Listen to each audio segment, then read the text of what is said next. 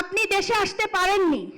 আজকে আমাদের সন্তানরা, আমার আহনাফ রক্ত দিয়েছে বিধায় আপনি আজকে এখানে আছেন। যেই আশা নিয়ে ইন্টারিম সরকারকে গঠন করেছিলাম, আজকে সেই আশা আমাদের পূরণ হয়নি। আগামী নির্বাচনে যেই আসুক, তারা যেন আমাদের সাথে এই ইন্টারিম সরকারের মতো বেইমানি না করে। এবং আপনার কাছে আরো একটা অনুরোধ, আমি খালি দেখি আপনাদের দলের লোকদেরকেই প্রাধান্য দেয়। আমরা কোনো দল করি না।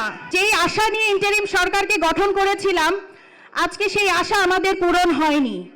আমার ছেলের খুনি আমার সামনে, সে বাসায় তার সংসার নিয়ে বসবাস করছে, আমি নিজের চোখে দেখতে পাচ্ছি, কিন্তু আমার ছেলের খুনিকে এখন পর্যন্ত ধরা হচ্ছে না। আমি সকল শহীদের প্রতি সম্মান রেখে শ্রদ্ধা জানিয়ে তাদের আত্মার মাগফিরাত কামনা করছি এবং আমাদের দেশনেত্রী বেগম খালেদা জিয়া, তার আত্মার মাগফিরাত কামনা করছি। আল্লাহ যেন তাকে জান্নাতবাসী করেন। এবং আমি চাই আমাদের সকল শহীদের, আমার একটাই চাওয়া, আমাদের সকল শহীদের যেন হত্যার বিচারটা অন্তত পক্ষে আগামী যে নির্বাচন হবে, আগামী নির্বাচনে যেই আসুক, তারা যেন করে।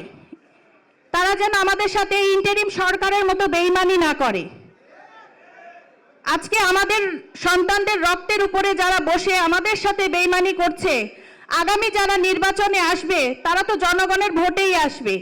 তারা যে আমাদের সাথে ন্যায় করবে, এই বিশ্বাসটা আসলে আমরা এখন পর্যন্ত ধারণ করতে পারছি না। আমি অনেক জায়গায় শুনেছি, হয়তো এটা সত্য কথা না, আমাদের কানে আসে, তারপরেও আমি এটা বলতে চাই জনাব তারেক রহমান স্যারকে, যে আমরা শুনি যে বিএনপি আসলে আওয়ামী লীগ আবার পুনর্বাসন হবে।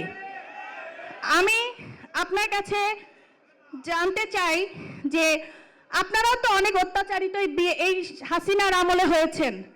আপনার মা দীর্ঘ বছর কারাগারে ছিল, আপনি দেশে আসতে পারেননি। আজকে আমাদের সন্তানরা, আমার আহনাফ রক্ত দিয়েছে বিধায় আপনি আজকে এখানে আছেন।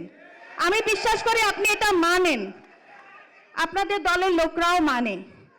আমি চাই সেই আশ্বাস দিয়েই আগামী নির্বাচনে আপনারা জয়ী হন ইনশাল্লাহ, এবং আমাদের সন্তানদের হত্যার বিচারটুকু করবেন। এবং আপনার কাছে আরো একটা অনুরোধ, আমি খালি দেখি আপনাদের দলের লোকদেরকেই প্রাধান্য দেয়।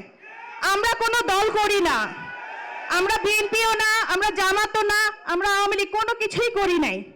আমরা সাধারণ খেটে খাওয়া মানুষ, দিন আনি দিন খাই। আমরা চাই আপনারা সকল শহীদকে এক নজরে দেখেন, অনলি ইয়োর দল না। শুধু বিএনপি বললে যে আপনারা তার প্রতি আকৃষ্ট হবেন, তাকে সাহায্য করবেন, তার প্রতি সহানুভূতি দেখাবেন, তা যেন না হয়। আমাদের 1400 শহীদ পরিবার আপনার কাছে যেন সমান থাকে, 22,000 আহতরা, তারা যেন আপনাদের কাছে সমান থাকে। এইটুকুই আমার চাওয়া জনাব তারেক রহমান স্যারের কাছে। ধন্যবাদ। আসসালামু আলাইকুম।